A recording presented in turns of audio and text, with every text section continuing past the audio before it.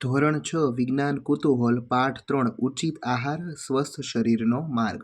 સૌપ્રથમ વિકલ્પો આપેલા છે. પહેલો વિકલ્પ, નીચેના પૈકી કયું પોષક તત્વ નથી? પાચક રેસા. બીજું, નીચેના પૈકી કયા આહારમાંથી કાર્બોહાઈડ્રેટ વધુ પ્રમાણમાં મળે છે? તો કે ભાત. તેલી ખાદ્ય પદાર્થોમાંથી કયો આહારનો ઘટક મળે છે? ચરબી. ખાદ્ય પદાર્થમાં સ્ટાર્ચની હાજરી ચકાસવા કયા દ્રાવણનો ઉપયોગ થાય છે? આયોડિનનું દ્રાવણ.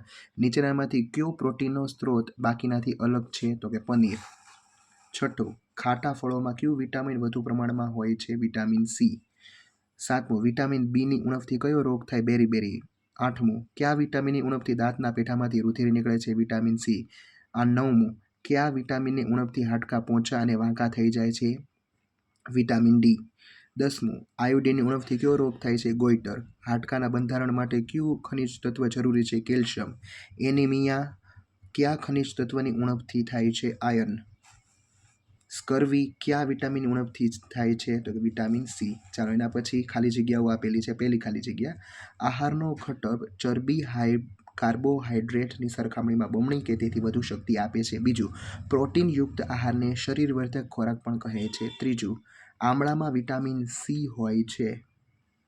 ચોથું, ખાદ્ય મશરૂમ એ પ્રોટીનનો સારો સ્ત્રોત છે. પાંચમું, આપણા શરીરમાં વિટામિન એની ઉણપથી થતો રોગ રતાંતળાપણું છે. છઠ્ઠું, વિટામિન સીની ઉણપથી થતો રોગ સ્કર્વી છે. સાતમું, વિટામિન ડીની ઉણપથી થતો રોગ રિકેટ્સ છે. આઠમું, ઘઉંના લોટ પર આયોડિનના દ્રાવણના 2-3 ટીપા નાખતા ભૂરા કાળા રંગનો બને છે. નવમું, ચોખા એ કાર્બોહાઈડ્રેટ ઘટકથી સમૃદ્ધ છે.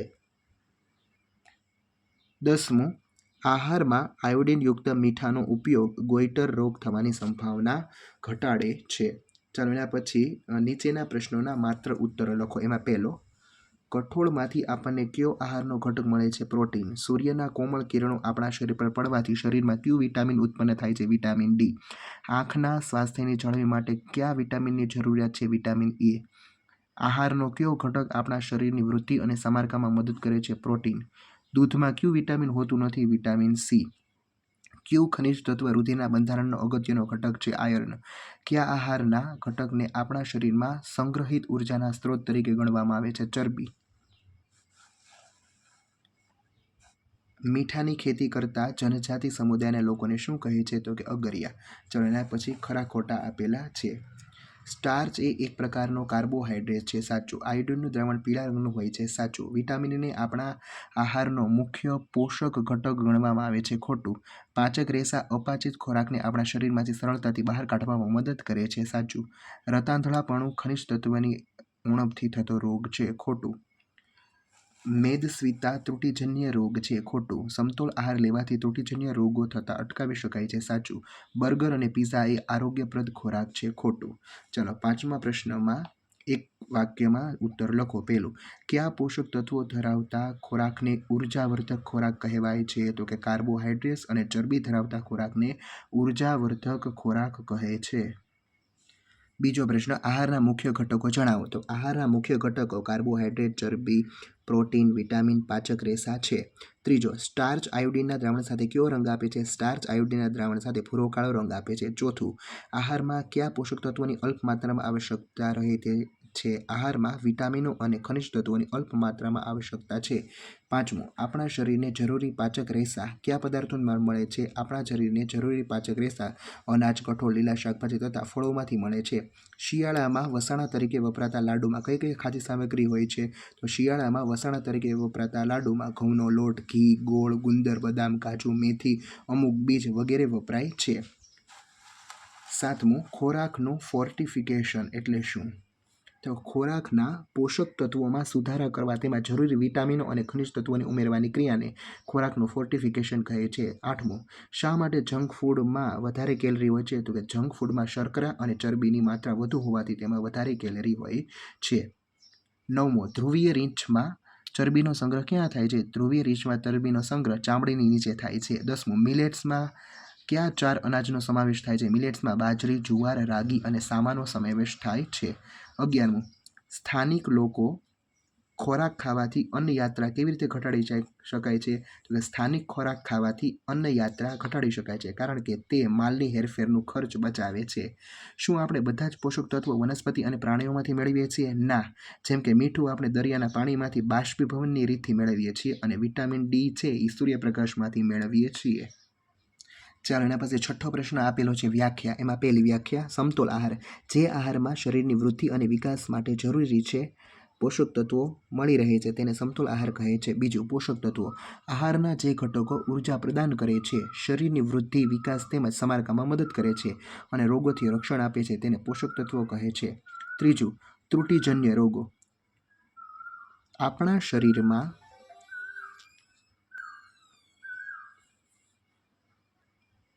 એક કે વધુ પોષક તત્વોની લાંબા સમય સુધીની ઉણપને લીધે જે રોગો થાય છે તેને ત્રુટિજન્ય રોગ કહે છે. અન્ન યાત્રા, ઉત્પાદકથી વપરાશકર્તા સુધી કોઈ ખાદ્ય પદાર્થ દ્વારા કપાતા અંતરને અન્ન યાત્રા કહે છે. ચલો, એના પછી ટૂંકમાં ઉત્તરો આપો. 7મા પ્રશ્નમાં પહેલો, નીચે આપેલ જૂથમાંથી અસંગત શબ્દ શોધો અને કારણ આપો. તો પહેલા, જુવાર, બાજરી, રાગીન, ચણામાં ચણા અસંગત છે કારણ કે તે કઠોળ છે અને બાકીના મિલેટ્સ એટલે કે અનાજ છે. રાજમા, મગ, સોયાબીન અને ચોખામાં ચોખા અનાજ છે, બાકીના કઠોળ છે. ચાલો, બીજો પ્રશ્ન, બધા જ સ્વાદિષ્ટ આહાર સ્વાસ્થ્યપ્રદ હોય તે જરૂરી નથી, અને તમામ પૌષ્ટિક આહાર હંમેશા સ્વાદિષ્ટ હોય તે જરૂરી નથી. આ બાબતે તમારા વિચારો ઉદાહરણ સાથે રજૂ કરો. જેમ કે બહાર કે પેકેટમાં મળતો ખાદ્ય પદાર્થ જેવા કે બર્ગર, પીઝા, બ્રેડ, પાવ વગેરે ખાવામાં ખૂબ જ સ્વાદિષ્ટ હોય છે, પરંતુ તેમાં પોષક દ્રવ્યો જેવા કે કાર્બોદિત, ચરબી, વિટામિન, પ્રોટીનની ગેરહાજરી હોય છે, અને મેંદો પણ પુષ્કળ માત્રામાં હોય છે. જ્યારે પૌષ્ટિક ખોરાક જેવા કે બાફેલા શાકભાજી, પાંદડાવાળા શાકભાજી, કઠોળ વગેરે સ્વાદિષ્ટ નથી લાગતા, પરંતુ તેમાં ભરપૂર પ્રમાણમાં પોષક તત્વો હોય છે. ચાલો, એના પછી ત્રીજો પ્રશ્ન, મેદુ શાકભાજી નથી ખાતો પણ બિસ્કિટ, નૂડલ્સ અને વ્હાઇટ બ્રેડનો આનંદ માણે છે. તેને વારંવાર પેટમાં દુખાવો અને કબજિયાત રહે છે. આ સમસ્યાઓથી છુટકારો મેળવવા માટે તેણે પોતાના આહારમાં શું ફેરફાર કરવા જોઈએ? તમારો ઉત્તર સમજાવો. તો કે આપણે જવાબ લખીએ કે મેદુએ બિસ્કિટ, નૂડલ્સ, બ્રેડ વગેરે ખાવાનું ટાળવું જોઈએ, કારણ કે તેમાં મેંદો હોય છે. મેંદો આપણા શરીરમાં સરળતાથી પચી નથી શકતો. આવો ખોરાક પાચક રેસા ધરાવતો નથી. મેંદુને તેના આહારમાં અનાજ, ફણગાવેલા કઠોળ, ઋતુ અનુસાર તાજા ફળો, શાકભાજી સમાવવા જોઈએ. આમ કરવાથી તેના પેટનો દુખાવો તેમજ કબજિયાત દૂર થશે, કારણ કે આ ખોરાક ભરપૂર પ્રમાણમાં પાચક રેસા હોય છે. ચાલો, ચોથો પ્રશ્ન, રેશમાને ઝાંખા પ્રકાશ અજવાળામાં વસ્તુ જોવામાં તકલીફ પડતી હતી. ડૉક્ટરે તેની આંખોની તપાસ કરી અને તે એક ખાસ વિટામિન લેવાનું સૂચવ્યું. તેમણે આ માટે તેના આહારમાં કેટલાક ખાદ્ય પદાર્થોમાં સામેલ કરવાની સલાહ આપી. આ પરથી તમારે પ્રશ્નના જવાબ આપવાના છે. પહેલો પ્રશ્ન, રેશમા કયા ત્રુટિજન્ય રોગથી પીડાઈ રહી છે? તો કે રતાંતરડાપણાનો રોગ. બીજું, તેના ખોરાકમાં આહારમાં કયા ઘટકની ઉણપ છે? Vitamin A. તેની આ સમસ્યાને દૂર કરવા માટે તેની આહારમાં શું લેવું જોઈએ? તો કે પપૈયું, ગાજર, કેરી, દૂધ વગેરે. 5મો પ્રશ્ન, તમને નીચેની વસ્તુઓ આપવામાં આવે છે, ધારો કે ટીનમાં ભરેલો ફળોનો તૈયાર રસ, તાજા ફળોનો રસ અને તાજા ફળ. તો તમે કયું સિલેક્ટ કરશો? તો કે આપણે છે ત્રીજું સિલેક્ટ કરશું, તાજા ફળ, કારણ કે તાજા ફળમાં ભરપૂર પ્રમાણમાં પોષક તત્વો તેમજ પાચક રેસા હોય છે. જ્યારે તાજા ફળોના રસમાં મોટાભાગના રેસા દૂર કરી દેવામાં આવે છે. વળી ટીનના ભરેલા ફળોમાં તૈયાર રસમાં ઘણીવાર ખાંડ અને પ્રિઝર્વેટિવ ઉમેરવામાં આવે છે. 6થો પ્રશ્ન, ગૌરવને પગમાં ફ્રેક્ચર થયું હતું. તેના ડૉક્ટરે હાડકાને સંરેખિત કર્યા અને પ્લાસ્ટર લગાવ્યું તથા તેને કેલ્શિયમની ગોળીઓ પણ આપી. બીજી મુલાકાત વખતે ડૉક્ટરે તેને કેલ્શિયમની ગોળીઓ સાથે વિટામિન ડીનું સિરપ પણ આપ્યું. પાઠ્યપુસ્તકની આકૃતિનો સંદર્ભ લો અને નીચેના પ્રશ્નના જવાબ આપો. પહેલા પ્રશ્ન, ડૉક્ટરે ગૌરવને કેલ્શિયમની ગોળી કેમ આપી? તો પહેલા પ્રશ્નનો જવાબ અહીં આપેલો છે, કારણ કે કેલ્શિયમ હાડકાને સ્વસ્થ રાખવામાં મદદ કરે છે. બીજો પ્રશ્ન, બીજી મુલાકાત વખતે ડૉક્ટરે તેને કેલ્શિયમની ગોળીઓ સાથે વિટામિન ડીનું સિરપ શા માટે આપ્યું? તો કે કેલ્શિયમની ગોળી સાથે વિટામિન ડીનું સિરપ આપ્યું જેથી વિટામિન ડી કેલ્શિયમને શોષવામાં મદદ કરે. ડૉક્ટરે આપેલ દવાઓ વિશે તમારા મનમાં કયો પ્રશ્ન ઉદ્ભવે છે? તમારા મનમાં જે કાંઈ પ્રશ્ન ઉદ્ભવે તે તમારે લખવાનો કે ગૌરવને કેટલા દિવસ સુધી દવા લેવી પડશે. ચાલો, એના પછી 7મો પ્રશ્ન, ખાંડ કાર્બોહાઈડ્રેટનું ઉદાહરણ છે. ખાંડનું પરીક્ષણ આયોડિનના દ્રાવણથી કરવામાં આવે છે તો તે ભૂરા કાળા રંગમાં બદલાતું નથી. આવું થવાનું સંભવિત કારણ શું હોઈ શકે? તો કે આયોડિન વડે ખાંડનું પરીક્ષણ કરવાથી તે ભૂરા કાળા રંગમાં બદલાતું નથી, કારણ કે આયોડિનનું દ્રાવણ સ્ટાર્ચ સાથે પ્રતિક્રિયા આપે છે, શર્કરા સાથે નહીં. શર્કરા અને સ્ટાર્ચ બંને રાસાયણિક રીતે અલગ પ્રકારના પદાર્થો છે. ચાલો, અને પછી 8મો પ્રશ્ન. લેબોરેટરીમાં આયોડિનનો ઉપયોગ કરતી વખતે આયોડિનના થોડા ટીપા મિષ્ટીના મોજા પર પડ્યા અને કેટલાક તેના શિક્ષકની સાડી પર પડ્યા. સાડી પર આયોડિનના ટીપા ભૂરા કાળા રંગના થઈ ગયા, જ્યારે મોજા પરનો રંગ બદલાયો નહીં. આ માટે શું કારણ હોઈ શકે? મિષ્ટીના શિક્ષકે પહેરેલી સાડી કોટનની અથવા સ્ટાર્ચ કરેલી હોવી જોઈએ, જેથી તે ટીપા ભૂરા કાળા રંગમાં પરિવર્તિત થઈ ગયા, અને મિષ્ટીના મોજા નાયલોન કે કૃત્રિમ રેસામાંથી બનેલા હોઈ શકે, જેમાં સ્ટાર્ચ ન હોય, તેથી તેમાં રંગ ન દર્શાવે. ચાલો, એના પછી શા માટે મિલેટ્સ આરોગ્યપ્રદ આહાર માનવામાં આવે છે? શું શરીરની પોષક જરૂરિયાતો માટે ફક્ત મિલેટ્સ ખાવું પૂરતું છે? ચર્ચા કરો.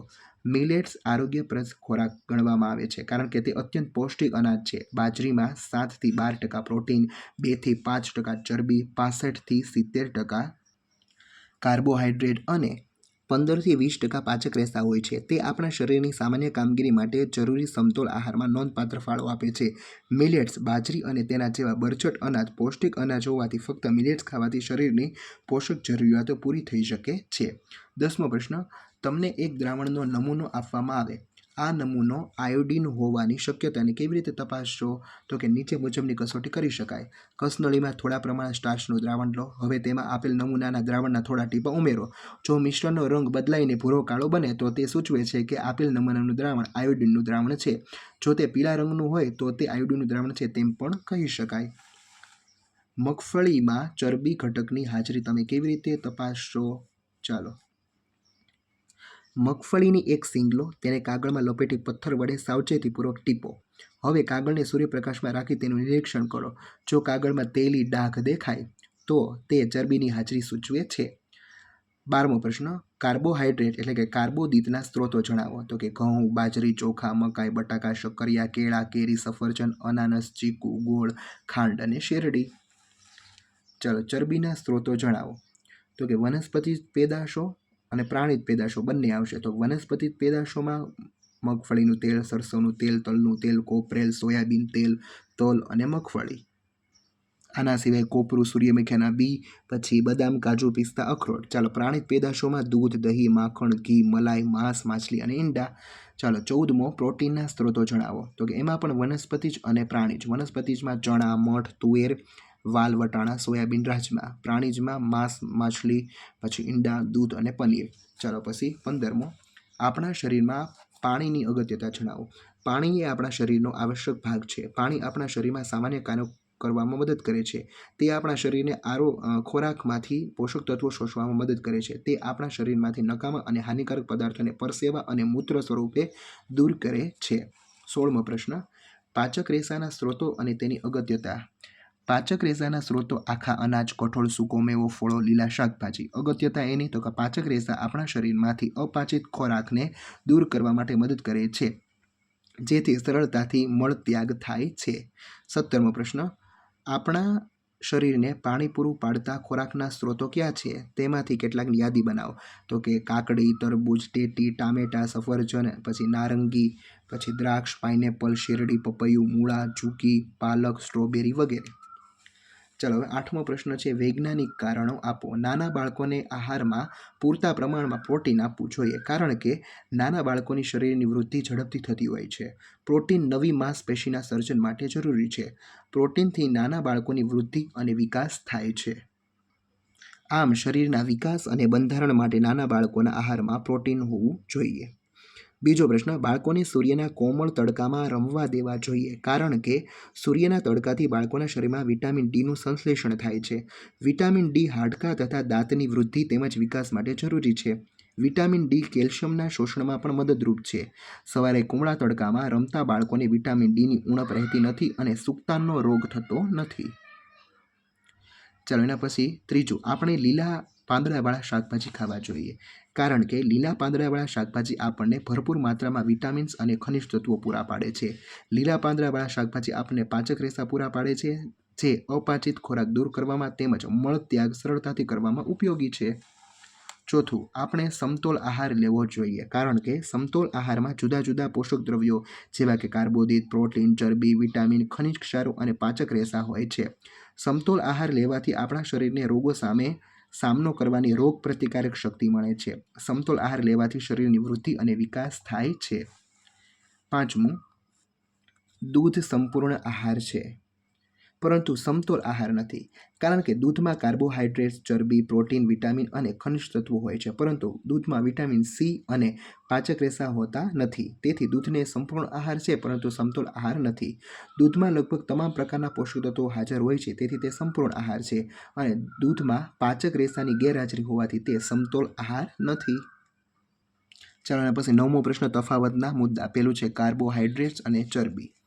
કાર્બોહાઈડ્રેટ્સમાં જોઈએ આપણે, તે આપણને ઘઉં, બાજરી, ચોખા, મકાઈ વગેરેમાંથી મળે છે અને તે આપણને દૂધ, ઈંડા, માંસ, મગફળી, તલ, તેલ વગેરેમાંથી મળે છે. તે આપણા આહારનો પ્રાથમિક સ્ત્રોત છે. તે આપણા આહારનો સંગ્રહિત ઉર્જા સ્ત્રોત છે. ચાલો પછી વિટામિનો અને ખનિજ તત્વો. તેઓ શરીરને રોગોથી રક્ષણ આપે છે અને તે શરીરની જૈવિક ક્રિયાઓ માટે ઉપયોગી છે.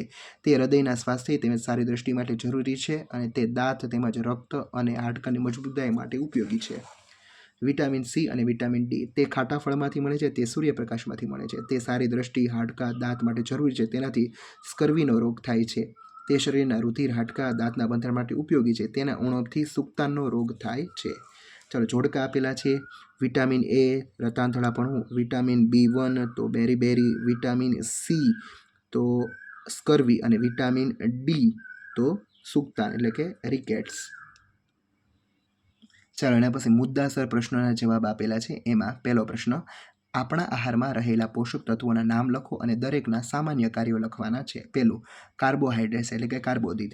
તે આપણને કાર્ય કરવા માટે જરૂરી ઉર્જા પ્રદાન કરે છે.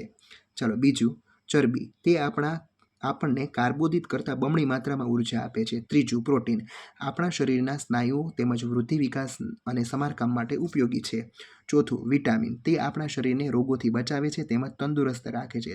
પાંચમું, પાચક રેસા. તે આપણા શરીરની અપાર્જિત ખોરાકને દૂર કરવામાં મદદ કરે છે. અને છઠ્ઠું, પાણી.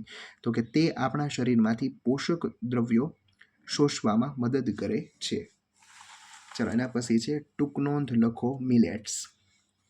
મિલેટ્સ એ નાના કદના પૌષ્ટિક અનાજ છે. ઉદાહરણ તરીકે જુવાર, બાજરી, રાગી અને સામો. તેમાંથી મુખ્યત્વે રોટલા, રોટલી, શીરો, પોક વગેરે બનાવવામાં આવે છે.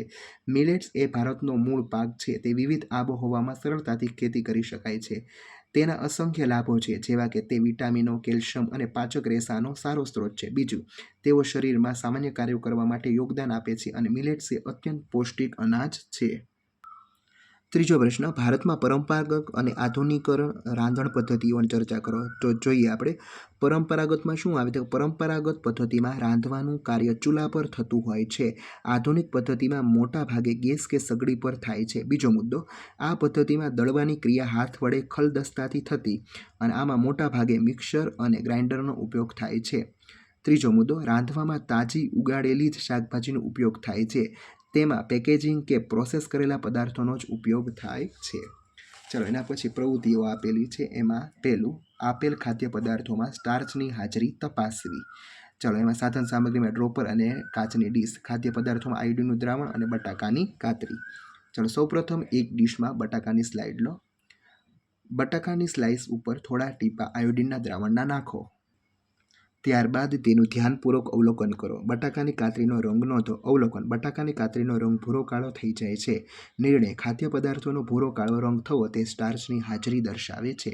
ચાલો બીજો પ્રયોગ જોઈએ. આપેલ ખાદ્ય પદાર્થોમાં ચરબીની હાજરી તપાસવી. સાધન સામગ્રીમાં કાગળ અને પથ્થર. ખાદ્ય પદાર્થોમાં આપણે જોઈએ તો મગફળીનો ભૂકો, બટાકું, કાકડી, તેલ, માખણ, બ્રેડ, ભાત, ચણા, નાળિયેરનું છોલ. સૌપ્રથમ ખાદ્ય પદાર્થમાં કોઈ પણ એક પસંદ કરો. તેને કાગળના ટુકડામાં લપેટો. તેને કાગળના ટુકડા સહિત પથ્થર મારી દબાવો. ત્યારબાદ કાગળને ખોલો. ખાદ્ય પદાર્થના ભૂકાને બહાર કાઢી સુકાવા દો. કાગળને પ્રકાશ સામે રાખી તેનું અવલોકન કરો. અવલોકનમાં તેલ, મગફળી, માખણ, કોપરાનું છીલ વગેરેમાં તેલી ડાઘ જોવા મળે છે. નિર્ણય, કાગળ પર તેલી ડાઘ ચરબીની હાજરી સૂચવે છે. ત્રીજો પ્રયોગ, આપેલ ખાદ્ય પદાર્થોમાં પ્રોટીનની હાજરી તપાસવી. સાધન સામગ્રીમાં જોઈશે આપણે ડ્રોપર, કસનળી અને સ્ટેન્ડ. ખાદ્ય પદાર્થોમાં તો કોપર સલ્ફેટનું દ્રાવણ અને કોસ્ટિક સોડાનું દ્રાવણ. પદ્ધતિ જોઈએ. મગફળીનો ભૂકો થોડી માત્રામાં લો. મગફળીનો ભૂકો લઈ તેમાં થોડું પાણી ઉમેરો. એક ડોપરની મદદથી 2 ટીપા કોપર સલ્ફેટનું દ્રાવણ અને પછી 10 ટીપા કોસ્ટિક સોડાનું દ્રાવણ ઉમેરો. કસનળીમાંના મિશ્રણને બરાબર હલાવો. ત્યારબાદ તેનો રંગ તપાસો. અવલોકન: કસનળીમાં જાંબલી રંગ દેખાય છે, જે પ્રોટીનની હાજરી સૂચવે છે. ખાદ્ય પદાર્થોનો જાંબલી રંગ થવો તેમાં પ્રોટીન હાજર છે તે સૂચવે છે. અહીં તમારું આ 3જું ચેપ્ટર પૂર્ણ થાય છે. હવે આપણે સ્વાધ્યાય પોથીમાં 4થા ચેપ્ટરમાં મળીશું. Thank you.